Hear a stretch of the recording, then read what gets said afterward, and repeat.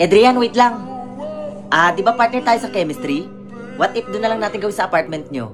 Doon na lang natin gawin yung project. Sige ba? Para naman magkwentuhan tayo. What time nga pala? Mga 5:30 PM na lang. Huwag ka mag-alala. Ako na lang pupunta dun sa apartment nyo. Sige. Alis na ako sige Adrian, mag-iingat ka ha.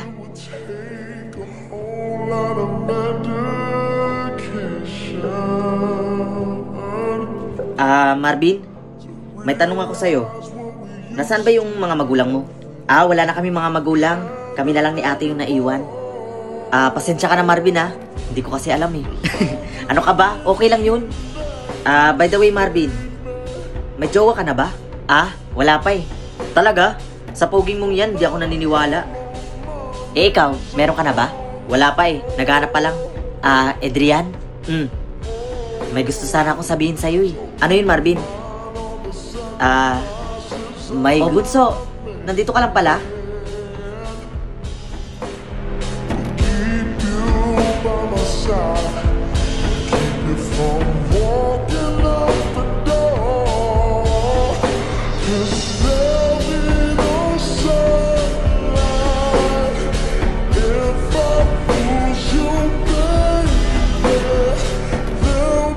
Oo nga pala ate. Si Adrian nga po pala, classmate ko. Hi po. Hello. Marvin, ano nga pala yung sasabihin mo? Wala yun. Never mind.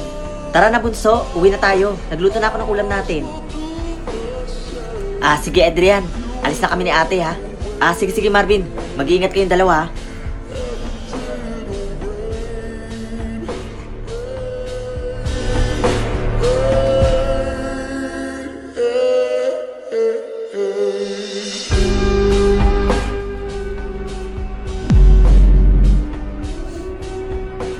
Ate?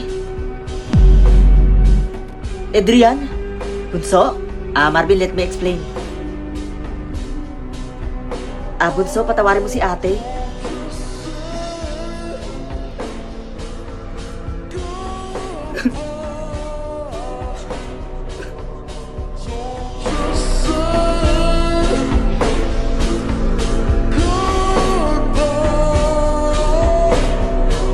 Bunso,